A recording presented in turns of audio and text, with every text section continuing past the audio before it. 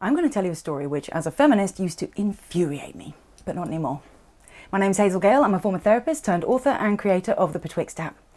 And I'd love for you to just settle down for 4 minutes or so and see what comes up for you. Thoughts, feelings, memories, as I share this tale. You can close your eyes if you like, I'll explain the meaning and the wonderful twist afterwards. Once upon a time, in a humble little shack by the sea, lived an old fisherman and his wife. Day after day, the fisherman pulled on his oilskins and sea boots, sailed out in a little boat, cast his net into the water and caught nothing. Barely enough to scrape by. But then one day something extraordinary happened. Far out at sea, the fisherman hauled up his net to find a huge flounder, scales shimmering in the sunlight, and he thought, finally, we'll be able to eat like kings. But as he lifted the flounder into the boat, it spoke. "Please don't kill me," it said. "I'm no ordinary fish, but an enchanted prince. How will it help you to kill me? I would not taste good to you. Put me back in the water and let me swim. If you spare my life, I'll grant you a wish." The fisherman, with a kind heart and simple needs, said no, he needed nothing from this miraculous fish. He set it free without a second thought and returned empty-handed to the little shack to tell his wife the story. But she wasn't happy. "What were you thinking?" she said. "This place is falling down around our ears. Go back out there right now and find that fish and ask it for a cottage." The fisherman looked at his wife, and it was true, she did seem empty, discontent.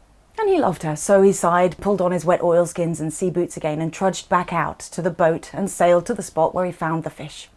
"Flounder, flounder in the sea," he cried. My wife Ilsebil wants not what I will." The fish then popped up on a little wave and said, "Well, what does she want?" The fisherman explained that they lived in a rundown shack and that his wife wanted a nice cottage instead. The flounder listened intently and then simply said, "Go home, old man. It is already done." And sure enough, when he docked his boat and looked back up the little path to where the shack once was, he saw that it had been transformed into a beautiful stone cottage with a pretty little garden, a kitchen and a bedroom and a parlour and a vegetable patch and a chicken coop, and he thought, "This is perfect. Now I can rest." But his wife wasn't satisfied. "I want more," she said. "Go back out and find that fish and ask it for a castle." Incredulous, the old man stared at his wife. "But you have everything you wanted," he said. "Why is it not enough?" The wife, though, insisted she needed more.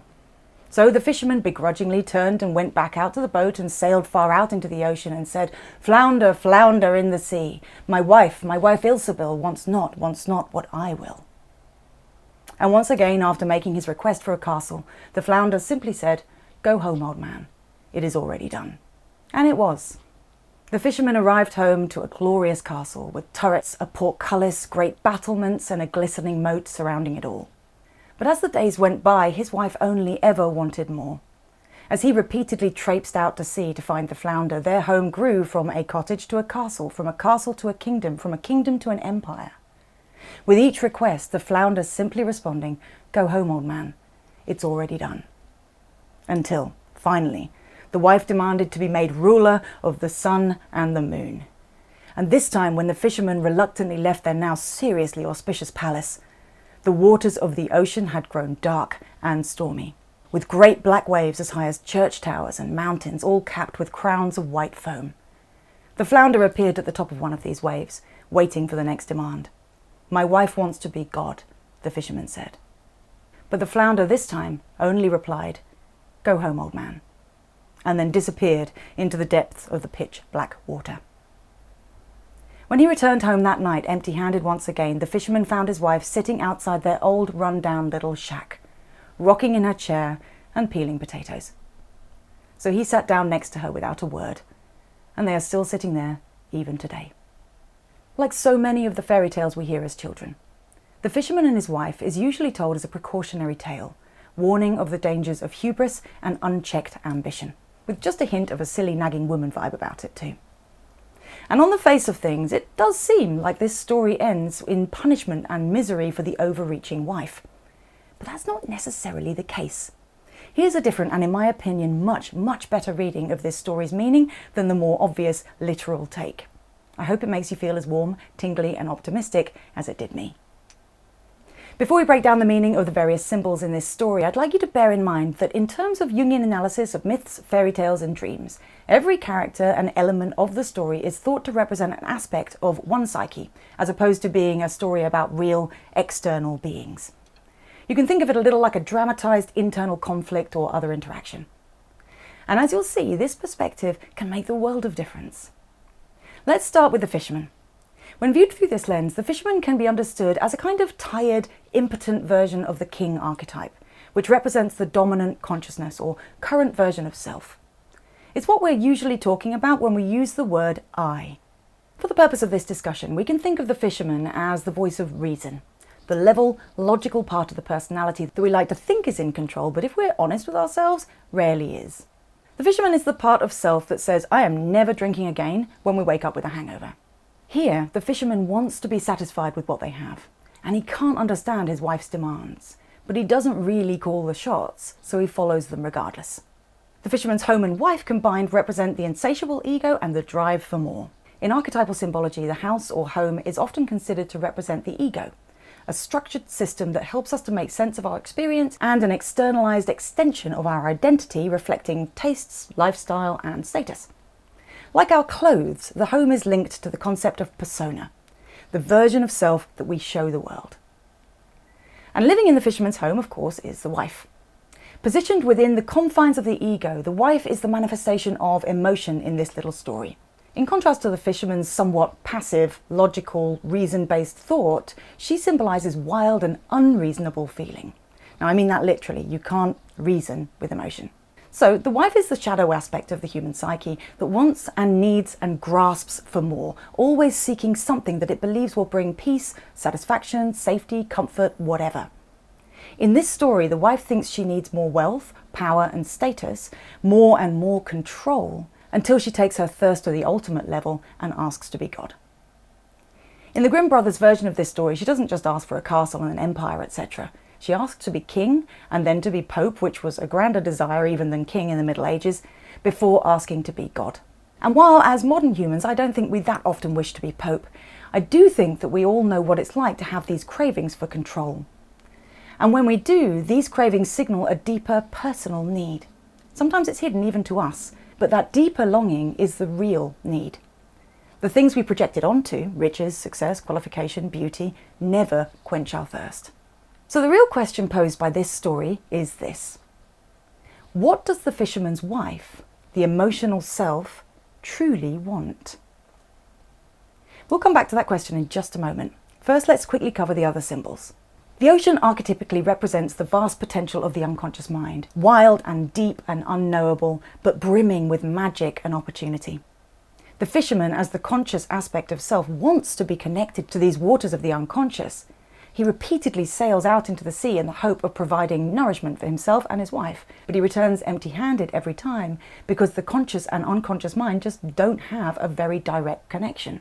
They speak different languages.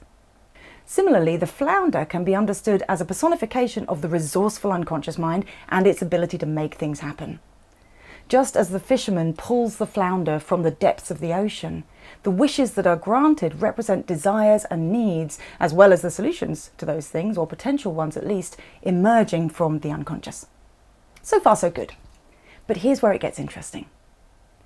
After the wife's final wish to be God, and after everything reverts to how it was right back at the beginning, why does the ego's craving stop?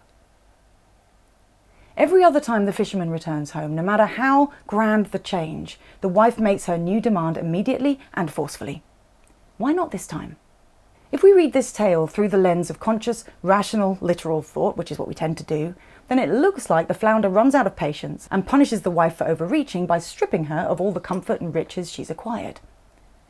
And if that were the case, then when she doesn't kick up a fuss like usual, it must mean that the ego has finally seen sense, decided to stop issuing unrealistic demands and instead make do with what she has. This is what we all hope to happen when we try to logically talk ourselves out of our needs.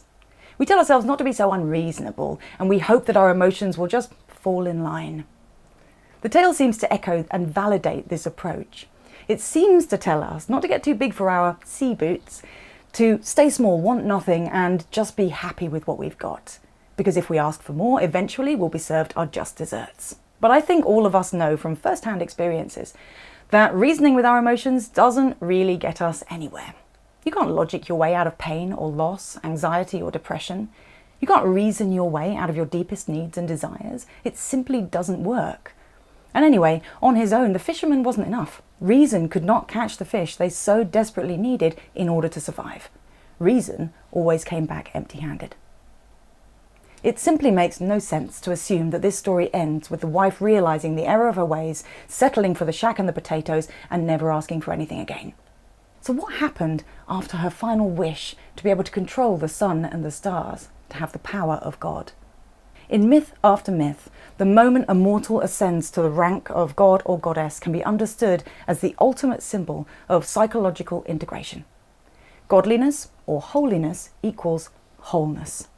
This is achieved when lost, repressed aspects of the psyche are reintegrated, when masculine and feminine on the inside are united, thought and feeling aligned. The unifying force of love virtually always plays a part in the archetypal happy ending. To become God is to become whole and to transcend the concerns of the mortal world. To achieve love, union and completeness, to achieve enlightenment. So here's what I'm wondering. Was that last wish rejected on grounds of being too much? Or was it actually granted? Let me know what you think. As always, I really hope this helps. If you enjoyed this story, please like and share so others can find it too. And finally, if you'd like to take an epic journey through a magical world in the name of personal growth, then you can download Betwixt, the mental health game, which is available on the iOS App Store and Google Play.